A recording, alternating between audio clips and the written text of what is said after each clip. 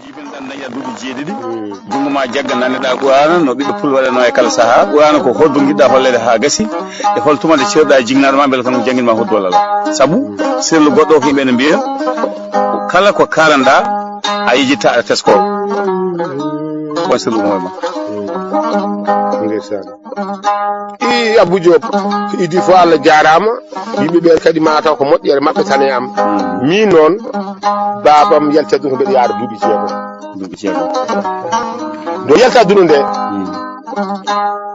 tawi won konngol ngol o haalanno nenam eɓe gadodiri hen kadi ka goto bajju eyyi o wi nenam wiyete ko Mariame Mawɗo o wi nenam somi yonti dalde ɓuuɗano yo nawam to biteɗo Mountaga ɗa ha Cheikh Oumar o woni bamum ceerno Bassirou Tall hoɓɓe ɓe Louga joni noon o yalti aduna mi dañi duuɓi jeeɗiɗi nenam felliti nawdeɓi toon min gari ha Ndar tanam goto nan ɗon kañum e jibinɗo nenam jiidiɓe goto e baba wi tawi mbeɗa famɗi yomi acce mi jangga Ndar hami fuɗɗo seɓorde mi yawtine Louga nenam acci mi Ndar mbaɗami galle biteɗo ceerno Ousmane Sy woni bamum Amadou Iyane Amadou Iyane nde gonmi ɗon on waktu Iyane Thiam men ne jangga ɗon cuwayade Iyane Thiam aɗa wiyete ko Demba Thiam kono wi hoore makko Iyane Thiam sabu yidde ceerno makko ha wonti Iyane Thiam woni Iyane Thiam Amadou Iyane ko si yetta kanko noon ko Thiam o wi hoore makko Iyane Thiam anani e nder on saha o woni toon koolaɗo o woni toon jiiɗaɗo min o andata kam koɓe bayde min jottodirta kanko ko sanɗa mawɗo tewɓe ɓadi ceerno minen min mbaddake biteɗo Hasane yo jangguinata min kono ko galle to min goni Allah weddiri tawde mi haalanta mbiɗa sifa ono wayata gorko goto mi wiye Siley Gawlo ko mawnum babam kamɓe jiidi wimo goto e baba kanko woni bamum Sek Mam Diaken wiyeteɓe Demba Seken Maksot o ari o wi kanko mo nambi o nannami école tanam debbo wi ala baba makko wino ko yo janggo ɓurano o felliteddemi omo hewiti hen doole tawde babam ko miñi ko ɓen gujjimi nawi mi ganduɗa to Bul Mukdat mbaddimi e gorko biteɗo Sani yo naw tam hay somo tetami yo taw mi yettima tan nam o tetami to ni woni gartumi ga e Fouta mi yettiyaki Louga nenam ittimi ɗo nawi wuuro wiyetego Duya nawimi noon sa yi galle ganduɗa Mamadou Hamdine Ali en ɓe ceerno gonɗo ɗon wiyete ceerno Alassane Abdoulaye Gallo nden on waktu digal galle o no fotirno galleji koɗɗi e nder galle o galle ganduɗa hono ganduɗa Hammadi Alassane jibinɗo o ganduɗa yaye makko galle mum ken nder galle he woni on hetti funnague foof ɓaɗimo worga seeɗa ko Alassane Abdoulaye heedi rewko biteɗo Amadou Abdoulaye heedi ɓe bagui funnague biteɗo ceerno Sadio An ni galle o hoɗirno duɗal ngal woni hakkude nde duɗe ɗe ɗo goni ɗiɗi gay do hen duɗal koto Alassane Abdoulaye keddigal ngal koto ceerno Sadio soko min ɓaari naatemi ko suudu Coumba Aysa jibinɗo o ganduɗa yayma kanko Modou Fadi somi yalti wuuro ngo kala natmi wuuro ngo ko wuuram walla mi naata galle Oumar Migné tanum ganduɗa Amadou Souleymani ko ni woni kanko o jibinɗo tan o yimi e nder galle kanko Modou Fadi mbeɗo jogui guiƴam wiyete ko Amadou Coumba woni Amadou Pam haabi en noon ko kamin goni sehilaɓe min jontida mbeɗa min jaada koto Amadou Coumba woni guiƴam ko ni de woni enɗam gonɗam ɗon e jiganaɗam ɓe aw wiɓetani ken min nehima e galle he ɗon janggumi ɓurano e hoddira Allah ko ni woni gawka ka kanko nanguirimi tan koɓe jiganaɗo makko ni wayi Allah hoddiri tirmi hoddu noon janggannoɗo ɓuura so wi tirmi hodduma ɗum nangi yimɓe mataw famini yimɓe kam o janggannoɗo mataw faɗani toon dursude mi an hawnide mi woni toon ko Allah haaji anani ceerno du'unimomi e seeɗa mo dañnomi toon kono wiyede joom kayit Abdoul kay dursaɗi wonɓe ganda bo beele Abdoul meeɗi dalde ɓuuraɗo eyyi won hen ɓe ganda ɗum joni noon nden wayi noon e hoddire Allah gartumi gate nenam en hawri nenam ko min goto jogui te mbeɗa min kewi nayyi wonti min renata nayyi ɗi denowo nayyi wiyete ko gaynaka gottude gaynaka nde mi wone ɗum ha battumi ƴarade mbeɗa jogui joloji kaɓante ko gawi e dam somi fi ɓiddukal ngal gaari fof ne heɓtini dadam rewa e am ɗum addinimi wobde gaynaka nden wayi ni hoddiral nden wayi ni e bawɗe Allah hanti kalɓe pijjata ko mbaɗata ko ɗum jiɗata wadde mbeɗa wonde aynoɓe baali aynoɓe nan jogui ko ñañoji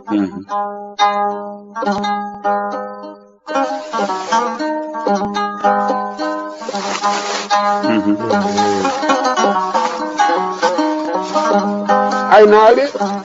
baali e aynooɓe nayi beltorto ko wadde ñaañooji firmi ñaañoori mbeɗa wonde sukaaɓe mbeɗa min pijira tan wonaa mbeɗa waɗi meccal haa watti wiyde mbeɗa waawi ñaañoori pinmi gokkum mbaɗmi hoddu eeyo mbaɗmi hoddu noon mbeɗa min koɗa hanti kono ko baaba wonno ko heen nguurtaade annda laddimi Dakar wonnooɓe toon ɓee no korsinimi kono ɓurɓe ɓaggadirde ke Soma Dia wonno ngannduɗo ko gila mbeɗa jannga Ɓuraano kaawam mo ngannduɗaa kamen nenam jiidima gooto e baaba koɓe fedde nde Soma ummi ngannduɗaa diwan Daara Halayɓe fuɗɗi naatde duyi naatnibo duyi ko biyeteɗo Siley Pam e Abdoul Takko e biyeteɗo Siley Kadiata ete Ndiaye ɓen naatnibo duyo nganndirimiɓe ni min ngowodiri ngarmi toon noon hanti mbeɗa jippi ngannduɗaa galle biyeteɗo Hammadou Boubacar woɗɗade galle Sirou Mamadou Habibou haa mbattumi jippade noon ɗo ɓuri ɓadademba wonno neɗɗo no yiɗi ɓe wowodiri ɓe o to ko kaawam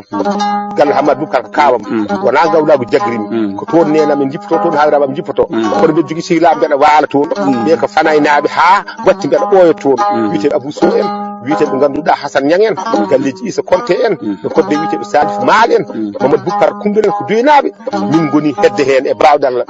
mi wowodiri e somane kañum ne waɗi ɗum to ko Siley Pam ndo hono ngannduɗaa Siley Ndiaye woni Siley Kadiata on noɓe mbawi wowodirde wette somo yaha leele mi yiiɗa yeeɗode leele min jaada o wiyami yomi hot toon seeɗa mi wiyama ala min mi hotta leele minen komi awdi Seydou Koumara waɗami tan ko kaali Seydou Koumara waɗi saa eɓe kiirani biyeteɗo Ros Niang leegal biyetegal Fass Hassane Ndiaye ari ɗon no yima Hannabi Yeeli Bana ala koɗno ɗum mbi kono hoɗano kam Hannabi Yeeli Bana nden puɗɗi wiide Hassane Ndiaye kono mi ɗum Hannabi Yeeli Bana eyyi ɗum ɗo sa haali ɗum Hassane Ndiaye mimi haali ɗum Hassane Ndiaye siftori eyyi liide golle mbayi wonde bange Sirlu Abdoul kala ko haalana kala ko nani ina deeƴa e nganiri hol sirlu mum sirru mum tan mi heɗot tan hammi tes ko kono noon Safinatu Sadati naati hooram ndo ngarmi Alaji Saydou Nour Tall wiyomi janngu Safina o noddi Nour Alaji Mad Moussa Ly to Daara Halayɓe ko sehilam o wi addu deftere Safina deftere on nde Alaji Mad Moussa Ly deftere babum dalnami hen Safina no wiyeteli Khalid hayril khalqi hamdulillahu ula ala basihi fina wa minna wa gadala ala al arsima ala ula sakin ala habibadillahi bil majdi wal ula habibun bihi yudi ilahu yaqalu salatu wa taslimun al ali ulan ala rabbil waral khindid iskara la sala ala innahu badrun izal amda salatamul wara zahno baru masala nabi lahu ala al jinan mubawwa de windade idimi dallen bi mi gorgi so wi gorgi non kala tay duru biyan mi de windade ni sadi o wi ne jangowa amata ana da ami wota am bi gorgi windade en sadi wonno kala cuude ceeno Saynour kanka wela ngara makka hando wellita ha cikkade suusimbo janga tawa on wone maaya ha wayna meeda andudem nyande hen non on bo hollimi yomi wawi haadude makko bimi de windade den sadi o wi hamme Ndiaye ko bara durwa makko addanam ɗa ndiyam gadda weere on addi ndiyam addi weere Abou Diop sa namnoki mi haalta ɗum ɗo komi namni e wani ɓe kaalami ɗum ɗo jinmi ko kaala ɗum addi ndiyam ɗum hen o suuwe weere o tiime weere o mbo jangga ha ɓooyi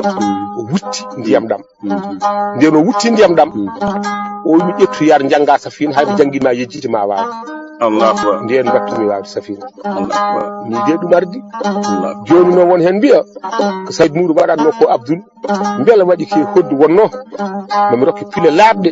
mbeɗa woni nder galle Saydou Nour Ly ha hande ɗon jippotomi ayi mbeɗa totta ɗon suudu min jogui caaji eyyi ɗo nde jippotomi ɗo o tam 540 mi idinomi dañde rokkinomi oto ko biseɗo Diop Hammat Mamoudou jaltaɓe ko jaltaɓe nani heewi ko jewdi men suwaɓe Abou Diop est ce que mon oto o mbeɗa gaari ɗum nder galle ceerno Saydou Nour Ly en mbeɗa min jogori hejjude mbeɗa wonde sehilam no wiye Doudou Sar hoddam ndu e amplificateur e solluwol mbaseje solluwol ngon ko Doudou Sar bandiji naati keli weere o itti parabrise o itti batiri o nawi hodduɓe andi ɓe jeeyi ɗum ko sumbu junma taw watte tan ko soynere ɓe nawori ganduɗa hono wiite solluwol mbasegol woodi arɓe no bonno ɓerdam no tooña mbi mataw ko awlu ɓe gujji hoddu ndu mbimi ala gawlo foof gawlo hay gawlo goto wujjani hoddam gawlo fof ko hoddu mum tan welata ɗum gawlo fof ko hoddu mum tan feewi ɗum gawlo fof ne wawi dañande hoore mum hoddu mum haaju mabɓe ala e hoddu mata ko bandiji gujji walla mbaɗon fof wona gawlo te kadi hunde nde yaari woodi wiiɓe ko ceerno Saydou Nour waɗannomo ko mata wanno ke hoddu kono ko hande an kama laaɓan ko ceerno Saydou Nour wanno ko wona e hoddu woni ko ni wayi wona e hoddoɗa ko ndiyam e watti noon so neɗɗo haali sami nana e bawdal yo somi nani kadi ɗum hoɗo yejjidde e bawdal eyo non mbaɗa e gaynaka ne ha noon mbaɗum hen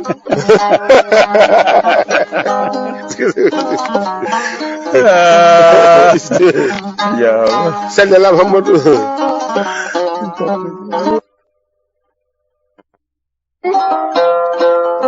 biiteɗo Aliya Diop dani biiteɗo Fatimata Aram Aliya Diop ko ceerno Fatimata Aram ene jogii temedere fosim ɗum somi haali ɗum ɗo toora na andi ɗum sabo nda baydi kacce wari Abel Sande tani amen biiteɗo Abdoul Qadiri mbo innirami o jaggama wiyama kala ganduɗa ɓi dimo ɗo e nder toro e kala ɓi ñeeña ɗo e nder toro kala ganduɗa hen goto ma jagga beele leñol mum no way kamɓe fof soɓe mbarama wona addi Abel Sande caggal baydi kacce wari Abel Sande tana min do innirami biteɗo Abdoul Qadiri jaggida hen ñande hen wiya ko Fatimata Aram yo faddin Fatimata Aram a faami de kanko jibini biteɗo Demba Almadda jibini ata on Fatimata Aram noon gila nden ha ɗo ɗo gonɗen mbeɗa wawma hollude kunnas mo ganduɗa ummide e Fatimata Aram min ganda sana ganduɗa mantude nelaɗo Allah addi Sekhoumaral Fouti ko dima amen bomin koddi te ndimago mum fof no fotiri hay hunde wela ɗum so wona banggue Allah e nelaɗo mum saabu Sekhoumaral Fouti ndo namna Abou Diop hone leƴƴi neɗɗo foti ɓe cikkanno o ha jogori wiide ko torode hen cubballa hen walla ɗum ala o wi leƴƴi neɗɗo fof tagaɗo leƴƴi ma ko joyi tan o wi leñol yumma ko leñol ma leñol bamma ko leñol ma galle mba natɗa ɗamɗa ɗon debbo ko leñol ma garɗa galle ma dokkuɗa ɗum debbo ko leñol ma mo ndenduɗa la ilaha illallah Muhammadu rasulullah ko leñol ma ɗum noon so waɗi wiide Cheikh Oumar ko so haalama ko Fouta fo haala ko julɗo fo haala ko l'islam fo haala iyo gila nden minen min gandi tan ko mantude nelaɗo Allah min gonde Cheikh Oumar Fouti noon jingani taniraɓe amen jangini min deftere wiitede Safinatu Sadati min dutti kadi min jaado ɗum hono no Fouti fo yadiri Cheikh Oumar ɗum de woni ko jiiɗa ko bangam to Cheikh Oumar Abdou ko ɗon fuɗɗotoɗen Safinatu Sadat hewɓe jangi hewɓe bindi kono paamani ko ɗum wiyata mundi muɗum sirlu o Allah hokkumaɗo reyna ɗum ko ɗum firta Safinatu Sadati firti ko laana malal Cheikh Oumar Fouti ndo waɗi deftere nde o inniri ɗum ko Safinatu Sadati woni laana malal taki ɗum noon gila ndo woni cukalel o yino Mahamadou Bousiri en ko manti nelaɗo Allah o yi Mahamadou Fazasi en ko manti nelaɗo Allah o yi Hassan Boun Saben ko manti nelaɗo Allah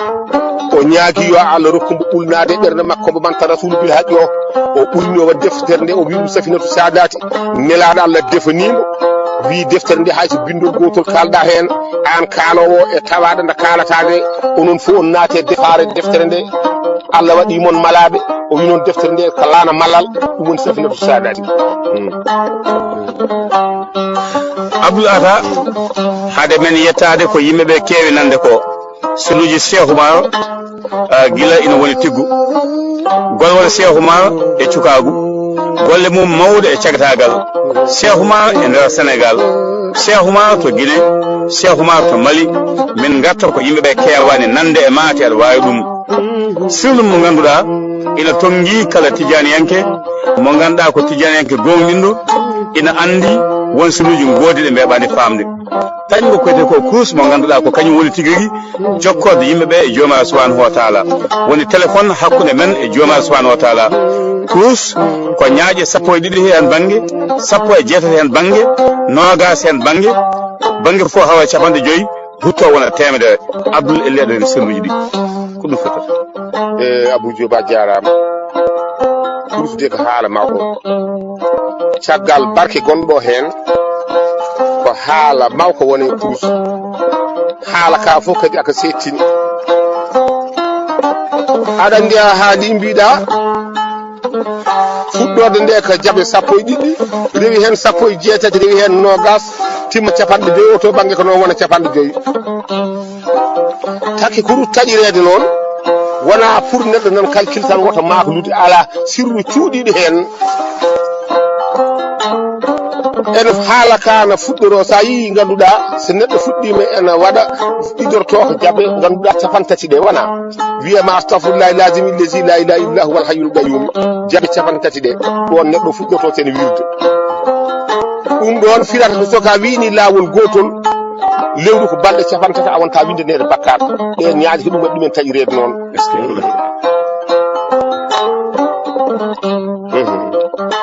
so kesi ganduɗa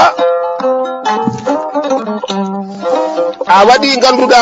a watti hen nogas o so yanti ganduɗa e jaɓe capantati ɗe wona ko nde won taka capanɗe joyyi capanɗe joyyi ɗen ɗon takiɗe waɗi reede noon nde Allah ganduɗa noddi nde nelaɗo Allah ha yettirti mum farli e men waktuji capanɗe joyyi nelaɗo no ustine ha arte waktuji joyyi ɗi capanɗe joyyi ɗin ɗon sa waɗi salatul fati laabi capanɗe joyyi artirantuma ko waktuji capanɗe joyyi ɗi ponnoɗa tiɗi julɗe ɗum waɗi kurus tañirede waɗa jaɓe capanɗe joyyi ɗen ɗon ɗum ati ɗum e kurus sa nani la ilaha illallah la ilaha illallah temedere o yurmede Allah fof ko woni aduna ko woni laakar fof hawri ko temedere capanɗe jeenayyi arani ga e aduna ko natoɓe aljanna jiyata ɗum gotel tellina e aduna pour tagore nde weltoro woni ndungu wurni aduna ƴewɗo ɗo gonɗen ko ndungu so ndungu ari aduna o wurtat liɗɗi ɗi ganduɗa paytoto jawdi gondi dow faytoto darandema an faytoto welto haqillaji ɗi bilto ɓalli ɗi cofto ladde nde yooɗo ladde nde mooro sa nani ladde nde mooro ko laabi ɗi fo labtat e nder leydi tagadi ɗi joni noon so woori noon ndungu are yiilade woni aduna o wona e rappirde seeɗa seeɗa huuɗo ko yoora waylo so wone waylade yaara noon ha ara e ceeɗu leɗɗe ɗe puɗɗo olde woni ganduɗa aduna nan laara rappude ne maaya ha debminare uura kadi ganduɗa leɗɗe ɗe foof ganduɗa jaɓɓo keɗeli aljanna debminare ɗi ndum garta kadi watani ɗum guel gotel are aduna ɗum woni ko nafata ko aduna o foof capanɗe jeenayyi e jeenayyi ko natoɓe aljanna jiya ɗum joni noon sa waɗi temedere la ilaha illallah o yurmede Allah aduna gotel gargel ngel e capanɗe jeenayyi e jeenayyi gonɗe ɗe laakar foof Allah feccuma hen ɗum woni la ilaha illallah temedere ɗum waɗi ko ɗum waɗi temedere jaɓe sappo e ɗiɗi ɗe woni ganduɗa ñaaji sappo e ɗiɗi guidortaɗe ɗum waɗa jawaratul kamali o nafataka soka waɗi ɗum lawol gotol taw hitande ko lebbi sappo e ɗiɗi mbaɗa jawaratul kamali lawol gotol difo lebbi sappo e ɗiɗi a windattake bakkat oɗo siru waɗi kurus tagiri ni Abou Diop est-ce que Cheikh Oumar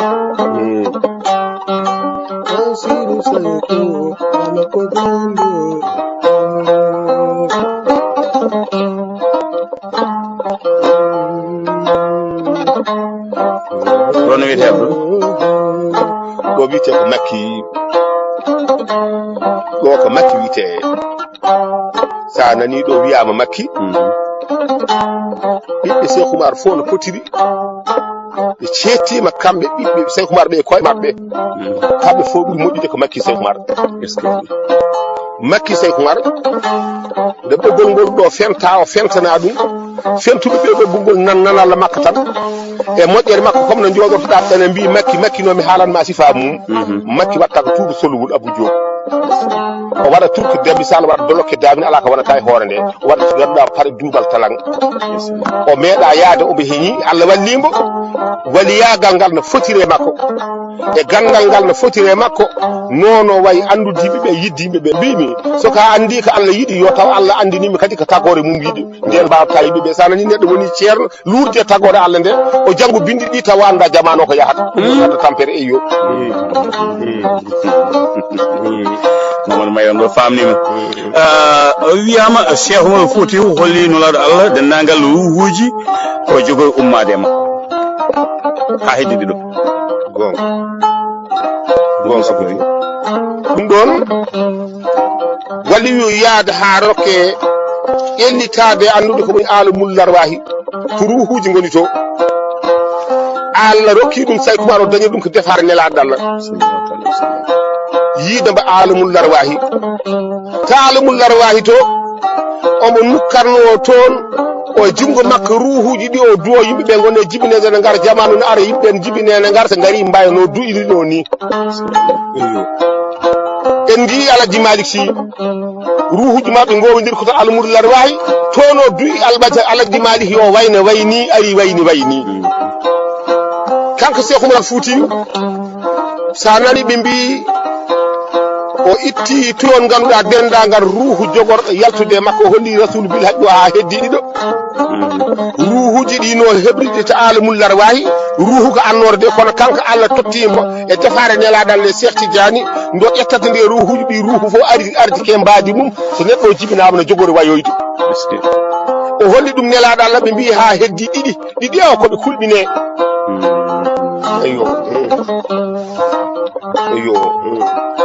eyo ɓe hen mbi nden wiya anani ɗum wiyama lal khasina illa sakhsayni ɗum ɗo wiya lal khasina tan bindol ngol sa ƴeewi ɗum to limti kongol gotol ngol wonata kono filo ngo serta illa sakhsayno ka haydi ɗiɗo lal khasina o firti toon ganduɗa kamɓe fo ɓe gari e ruhuji mabɓe eɓe gonde e mbadiji mabɓe soɓe jibinama ndeɓe jogori wayoyde joni noon soɓe jibinama ndeɓe jogori wayoyde ni ko ɗum woni ganduɗa sirru baɗen gonɗo lees o waɗa to illa sakhsayno ko eɓe kulɓine kala mabɓe jeebiɗe diine mum mbi mbarwana ruhu binoɗo heddi mbarwana min ke on jeeyami anani eyo ɗum taki ɗum wiide noon tawde wiyama heddima ɗiɗo soka woni tanum Cheikh Oumar a welsidima diine ma sa weede hoore ma kula noon waɗata mbadeɗa hoore ma mbiya tawde wiyanoma Cheikh Oumar holli kala ko yalta tawi nelaɗo Allah ha heddi ɗiɗo min beebiɗe diina mo mbarwana ko min jeeya e heddinoɓe ko ɗum ɗon haala kan ɗon yahata Abou Diop Abdoulata haaloɓe ko haaloɓe windoɓe ko windoɓe yeddoɓe ko yeddoɓe dallinoɓe ko dallinoɓe jedi ngala hen aɗa jeeya e ardiyankoɓe yeesiyankoɓe hen ɓe gandi Cheikh Oumar guila hanki tawi hande soir deftande ceerno Mountaga Amadou Mountaga yaltini nde dalilaji kewɗi dallinama hen haalama yanti e haala ka kalanoɗa e leppi aɗa weltinira bandiraɓe hakkude Cheikh Oumar e gandal birnidi sama huusi to banggue gandal jinneji en goɗɗani e toɗo figgo gongo tagal ɓilla hakkude figge cewle hakkude ma figge joni wonata ka 1 kilométre demi ɗo ɗo joɗɗa figge jeeni e figge waalo a haali gonga ne goɗɗa an figge kono mbiɗa ni nde jinni biyeteɗo sama huusi hakkude mum e Cheikh Oumar ko mbawɗa famde tan yimɓeɓe saabu hollitama wonde on ne jogino mawɗo mum joom daraja mawɗo no Cheikh Tidiane kañum hoore mum jogino daraja mawɗo won ɓataki wiyama windama ɗon haalaka laaɓani ina sikka walla ina yanana hande ko an goto wawi laɓitanande ɗum yimɓe ha paama min walla baɗana mbami walla baɗana mbaɗa e yo gogo min walla baɗana min saabu kalɗa ko Seydi Diop Sam Harousine heɓe nani inde makko wonno ko darjuɗe e nder jinneji te kadi ko Tidiane yanke Sam Harousine e woni giƴiko ko annabi Ibrahima on woni giƴiko kanko haali ɗum kanko Sam Harousine dalilu ɗo haalata ɗum kadi mami haalane holko addi dalilu o hawa haali ɗum o haalnanno ɗum kadi ko Cheikh Oumar e leetar mo kalɗa o tottunomo leetar o ko biteɗo Amadou Mouhtar Dizani aɗa andi enen ko Cheikhna Ahmadou Tidiane kamɓe ko Amadou Mouhtar Dizani Tidiane e Dizani andi serti eyo kamɓe ko Amadou Mouhtar Dizani enen ko Cheikhna Ahmadou Tidiane Amadou Mouhtar Dizani noon kañum tottimba leetar yo nawan Cheikh Oumar leetar o ko ñande Cheikh Oumar haɓa nokku biteɗo Kulum waɗɗani kaayi kono mum go nelno fecci kono idiɓe yaade ɓe poola ɓe nan tonga ɓe nan mbara heddiɓe nan mbaɗani piye cuwa mayde o woni ganduɗa kanko ɗo windi leetar o woni hen noon ko karfeje mabɓe jinneji o totti ɗum Cheikh Oumar yo addan Cheikh Oumar leetar o Abou Diop so wi ene fewma mi haalanma karfeje ko jinneji ɗi kalno ko ɗum no fewi mbe bisimilla Mamadou Mayo nden o totti Cheikh Oumar leetar o kanko Sam Harousine leetar o sekama ƴeewama tawama bindi ɗi ko karfeji jinneji harfere wotere ne ɓiɗi to e hakkude leetar o ɗum ke ɓurano ummi ko heddi ko fuɗɗi ko ɗum ko karfeji mabɓe kamɓe jinneji harfere ɓurano nde tumbi e hakkude nde ko jokkiti ko kadi karfeji jinneji Abou Diop o itti leetar o totti Cheikh Oumar Cheikh Oumar noon ena andi ɗi ganduɗa haala mabɓe e gandal mabɓe no gandirɗa ni ganduɗa leetar bindaɗo huccina sen national taw waɗa hen ko Abou Diop yo haal no gandirɗa ɗum ko noon andi ɗum Cheikh Oumar tiimi e leetar o tawi hoore leetar o bindol gongol ngol ɗo wiite ka taka ɗastu asam wa ɗararan tisam bidisam a maɓoramu am radis bima kasama lawo fuyide amrila hayi ɗo woni ɓuran kama asna hullawo li ma mata kasa yuslu hillawo li ma baga ɗum woni lettre o woni lettre o holko hanjum fof mana majjum tan ko an Say Kumar hande min tottima doole e yamirode kalɗe jinne wonno feliti tawdi ko dewowo Allah ene yanta e ma pellugol jihadi no walluma ɗum woni sirru lettre o ɗum kuuɗo mo heɓi ɗum jinno dawi ñande ko ɗo e figo ɗo gonduɗa hakkude ma e mo hande yama woni 2 kilométre walla 1 kilométre e demi eyo ko heedi men ko banggue rewo ɗo wonde sam haɗu sin hoɗno yimɓeɓe koɗi ɗon caggal mum hoɗorde nde weñi yimɓeɓe so cukalel yalti hasanake hoore yejjinni kono noon ɗi posotako yimɓeɓe kaaɓi ɗum eggi keeti banggue worko ma ka woni dima ko coɗorɗa ka to e toon woni figgu jeeri yimɓeɓe koɗi toon ko woni to kan samu haɗu sin winni handa e goota tawata toon ɗum waddi ɗum ɗo Mamadou Mariam ɗo laaɓi Cheikh Oumar e gandal bennude ha joni wonde Cheikh Oumar no jogui noon boddi hol ndin boddi holko nde wallitinomo e nder jihadi mo waɗano Aboudio Ba jarama boddi ɗi ko ɓi Sam Haru Simba kalten joni o Sam Haru Sim omo jogui ɓi ko biteɗo Ahmadou Sam Haru Sim o inni ɗum ko Serti Diani omo jogui ɓiɗɗo biteɗo Hadidata Sam Haru Sim omo jogui ɓiɗɗo biteɗo Sarat Sam Haru Sim Sarat Sam Haru Sim woni boddi ndewanno ndi nder leydi ndin ɗon sa nani wiyama omo jogui boddi ndi ñande Say Kumar ari Boukkor Dembareng ñanen sa kanko Sarat Haru Sim kanko ñande hen o naati jihadi wonno galle Sam Haru Sim no Boukkor Dembareng o rewata ko jeeɗiɓiri leydi soko remi jeeɗiɓiri leydi wuro fof ngo Say Kumar jogoro ha weedore ɓaɗa ɗon ganduɗa